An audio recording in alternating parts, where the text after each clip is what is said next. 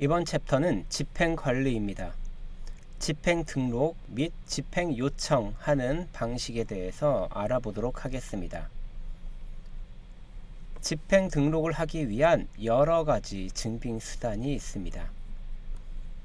이번 집행관리 챕터에서는 첫 번째 전자세금계산서를 이용하여 거래가 이루어졌을 때의 집행 방법에 대해서 알아보도록 하겠습니다. 그리고 두 번째는 기타 증빙 방식에 대해서 알아보도록 하겠습니다. 세 번째로는 보조금 전용 신용카드 집행 방법에 대해서 알아보도록 하겠습니다. 지방보조금 집행을 위해서는 첫 번째 수단이 보조금 전용 신용카드입니다. 신용카드 우선 사용 원칙이 있기 때문에 신용카드를 우선순위로 두고 금액이 카드로 사용하지 못할 정도의 금액이거나 사안이다 라고 하는 경우에는 전자세금 계산서를 이용해서 거래가 이루어질 수도 있습니다.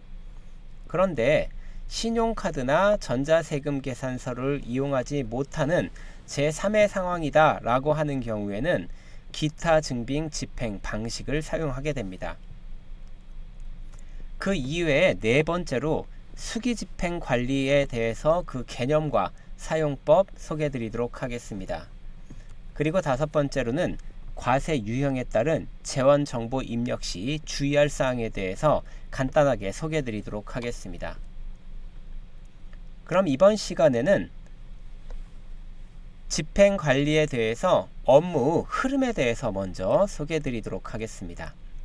보조사업자가 집행 등록을 하기 위해서 첫 번째로 생각하셔야 되는 부분은 바로 증빙 내역 추가입니다.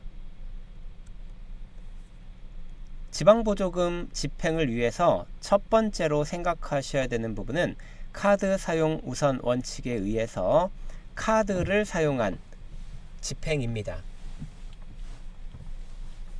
그리고 카드를 사용하기 여의치 않은 경우에 전자세금 계산서를 이용한 증빙이 있을 수 있습니다. 이 두 케이스를 제외한 경우에는 기타 집행 증빙 방식을 사용하게 됩니다. 카드 매입 내역 증빙 같은 경우는 신용카드를 사용해서 집행을 하셨을 때 카드 매입 정보가 보태미 시스템을 통해서 연계되어 나타나게 됩니다. 그 카드 매입 정보를 선택해서 증빙으로 추가하게 됩니다.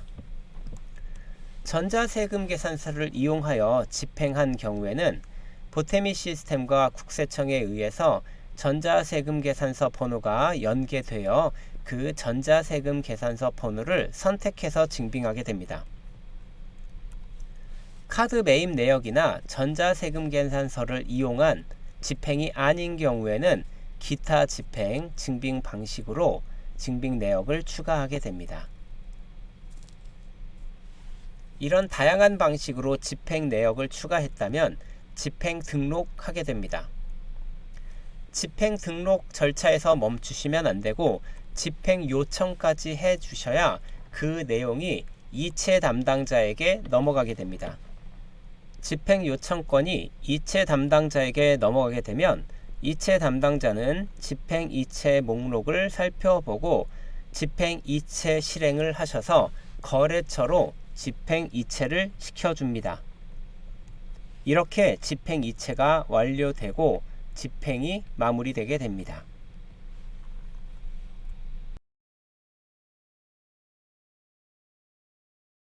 보태미 시스템을 사용하시다가 데이터에 대해서 조회해 봐야 하는 문제가 있다면 보태미 시스템의 사용자 지원 결합 문의 게시판으로 들어오셔서 등록 버튼을 눌러서 올려주시면 됩니다. 내용을 확인해 보고 답변을 드릴 예정입니다. 혹시나 단순한 사용법에 대한 문의가 있으시다면 문의 전화 1660-1390으로 문의해 주시기 바랍니다. 감사합니다.